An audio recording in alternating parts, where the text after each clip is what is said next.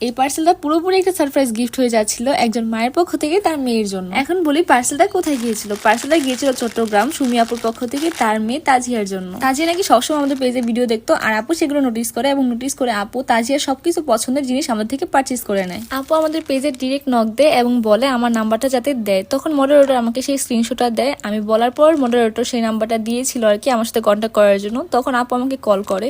আপুর সাথে আমার বেশ কিছুক্ষণ কথাই হয়েছে। আপু আমাকে বলেছে আপু নাকি যখনই সারপ্রাইজ গিফট দিতে চায় তাজিয়াকে তখনই নাকি সে ধরে ফেলে, তাই আপু এবার চাচ্ছিল কোনোভাবেই যাতে এটা না ধরতে পারে। আপু এই সবকিছু নিয়েছিল তার মেয়ের বার্থডের জন্য, মানে তাজিয়ার বার্থডের জন্য। যাই হোক আপু অনেক সুন্দর করে সবকিছু অর্গানাইজ করেছে। এর থেকে আমি বুঝতে পারলাম সুমি আপু তার মেয়ের ছোটখাটো জিনিসগুলো অনেক বেশি নোটিস করে আর তার মেয়েকে খুব বেশি ভালোবাসে। লাস্টে আপু একটা নোট দিয়ে দিয়েছিল আর নোটটা কিন্তু আপু নিজে লিখে দিয়েছিল। আর লাভুস জুয়েলার্সের পক্ষ থেকে কিছু গিফট ছিল তাজিয়ার জন্য।